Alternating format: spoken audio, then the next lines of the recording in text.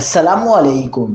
ملیر کراچی میں ڈاکوؤں کی فائرنگ سے خاتون نے تڑپ تڑپ کر جان دے دی، شہری کی جوابی فائرنگ سے ڈاکو ہلاک ہو گیا۔ کیا آپ حالات حاضرہ سے آگاہی حاصل کرنا چاہتے ہیں؟ خبر کے پیچھے چھپے اصل حقائق جاننا چاہتے ہیں تو ابھی سبسکرائب کیجئے دل پاکستان کو اور ساتھ ہی گھنٹی کے نشان پر کلک کر دیں۔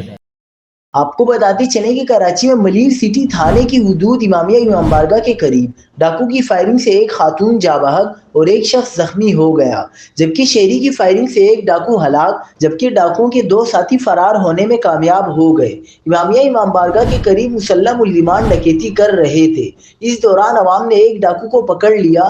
عوام کے تشدد اور شہری کی فائرنگ سے ڈاکو ہلاک اور ڈاکو کی فائرنگ سے ایک راہگیر خاتون جاں بحق ہوئی اور ایک شخص زخمی ہوا۔